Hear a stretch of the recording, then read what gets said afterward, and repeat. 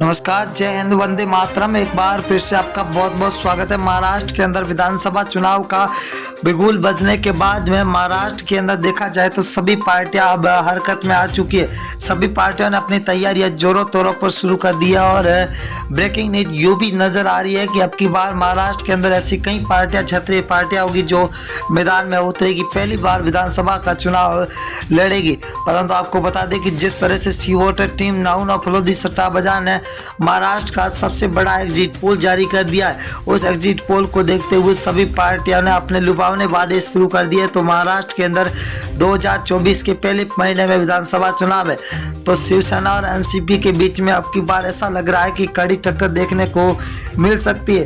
तो ये भी कहा जा रहा है कि अब की बार बीजेपी और आम आदमी पार्टी भी मैदान में है और आम आदमी पार्टी को कितना बहुमत मिलने वाला वो देखने वाली बात होगी। परंतु आपको बता दें कि सबसे बड़ा जो एग्जिट पोल जारी हुआ है उस बारे में हम हमारी सीट के बारे में बताएंगे कि अब की बार महाराष्ट्र के अंदर कौन सी जीत होती है। अगर हम पहले जिले की बात करें तो नंदुरबार जिला है जहाँ कुल 4 सीट है, जहाँ बीजेपी और शिंदे गुट को 1 सीट और एनसीपी को 1 सीट, शिवसेना को 1, कांग्रेस को 1, तो अन्य के खाते में 0 सीट जाती हुई दिखाई दे रही है। अगला जिला है अहमदनगर जिला जहाँ कुल 12 सीटें, बहुत ही बड़ा जिला है, 12 सीटें, बीजेपी और शिंदे गुट को 5 सीटें मिल रही है, तो एनसीपी को 2, शिवसेना को यहाँ पर 3 सीटें मिल रही है, तो कांग्रेस 2 सीटों पर है। अगर बात करें हम बहुत ही बड़ी घोषणा की तो यहाँ पर है सांगली जिला। सांगली जिले की बात करें तो 8 विधानसभा सीटें, जहाँ 8 में से बीजेपी और शिंदे गुट को 4 सीटें मिल रही है, तो एनसीपी को 2 सीट, शिवसेना यहाँ पर 0 पर है, तो कांग्रेस 2 सीटों पर टिकी हुई है, अन्य 0 के खाते में जाते हुए दिखाई दे रही है। उस्मानाबाद जिले की बात करें तो कुल 4 सीटें, 4 विधानसभा सीटों में से बीजेपी और शिंदे गुट को यहाँ पर 0 सीट मिलती हुई दिखाई दे रही है, तो यहाँ पर एनसीपी को 1, शिवसेना को 1, तो कांग्रेस यहाँ पर 2 सीटों पर सबसे आगे चलती हुई दिखाई दे रही है। अगर हम नागपुर जिले की बात करें तो कुल 12 सीटें हैं, 12 सीटों में से बीजेपी और शिंदे गुट को 5 सीटें मिलती हुई दिखाई दे रही है, तो एनसीपी को 3 सीट और शिवसेना को 2, कांग्रेस को यहाँ पर 2 सीटें मिले। यहाँ पर बीजेपी और शिंदे गुट को सबसे ज्यादा सीटें मिलती हुई दिखाई दे रही है। वर्धा जिले की बात करें तो कुल 4 विधानसभा सीट है, जहाँ बीजेपी और शिंदे गुट को सिर्फ 1 सीट हाथ में लगती हुई दिखाई दे रही है, तो एनसीपी को 1, शिवसेना के खाते में 1 सीट जा रही है, वही कांग्रेस के खाते में भी 1 सीट जाती हुई दिखाई दे रही है।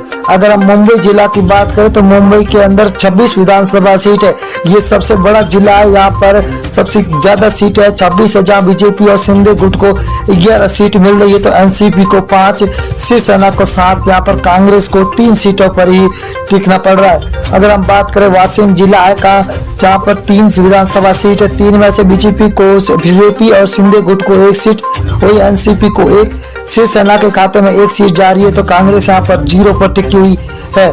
अगले जिले की बात करें तो पुणे जिला है, जहाँ पर कुल 21 विधानसभा सीट है, बहुत ही बड़ा जिला है, जहाँ पर 21 विधानसभा है, बीजेपी और शिंदे गुट को 9 सीट मिल रही है, तो एनसीपी को 5, शिवसेना को 4, तो कांग्रेस यहाँ पर 3 सीटों पर टिकी हुई है, अन्य के खाते में 0 सीट मिलती हुई दिखाई दे रही है। सिंधुदुर्ग जिला है, जहाँ पर कुल 3 विधानसभा सीट है, 3 में से बीजेपी को और शिंदे गुट को 1 सीट मिल रही है, वही एनसीपी के खाते में 1, तो शिवसेना के खाते में 1 सीट जा रही है, वही कांग्रेस को 0 सीट पे यहाँ पर टिकना ही पड़ रहा है। अगली बात करें हम अकोला जिला है, अकोला के अंदर कुल 5 विधानसभा सीट है, 5 में से बीजेपी और शिंदे गुट को 2 सीट मिल रही है, तो एनसीपी को 1, वह शिवसेना के खाते में 1 जा रही है, तो कांग्रेस यहाँ पर 1 सीट पर टिकी हुई है, तो अन्य के खाते में 0 सीट जाती हुई दिखाई दे रही है। नांदेड़ जिला है, नांदेड़ के अंदर 9 विधानसभा सीट है, जहाँ बीजेपी और शिंदे गुट को 4 सीट मिल रही है, तो एनसीपी को 2, शिवसेना के खाते में 2 सीटें जा रही है, तो वही कांग्रेस यहाँ पर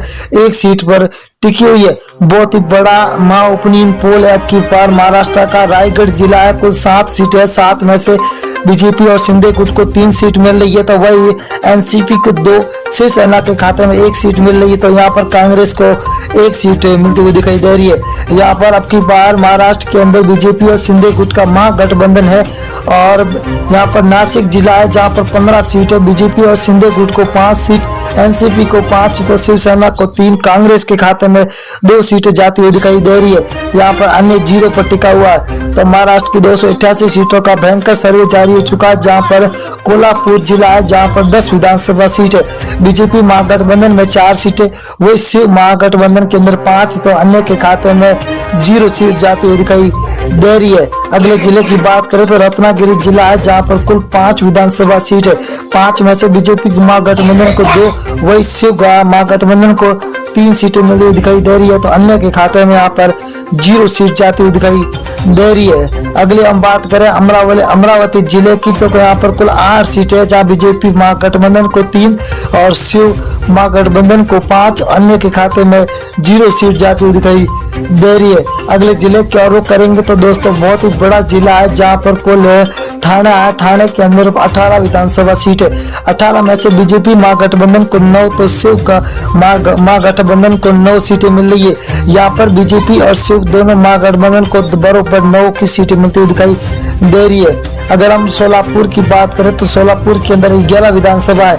11 के अंदर बीजेपी महागठबंधन को 6, तो शिव महागठबंधन के अंदर 5 सीट मिल रही है, तो अन्य के खाते में यहाँ पर 0 सीट जाती हुई दिखाई दे रही है। बहुत ही बड़ा सर्वे जारी हो चुका। सतारा जिले की बात करें तो सतारा के अंदर विधानसभा सीटें 8 है। 8 में से बीजेपी महागठबंधन को 2 सीट मिल रही है, तो शिव महागठबंधन को 6 सीटों पर टिका हुआ है, तो अन्य के खाते में यहाँ पर 0 सीट जाती हुई दिखाई दे रही है। अगले जिले की बात करें तो सांगली जिला है जहाँ पर कुल 8 सीट है। 8 में से बीजेपी को 4 सीट, तो शिव महागठबंधन को 3, यहाँ पर अन्य के खाते में 1 सीट जाती हुई दिखाई दे रही है। 200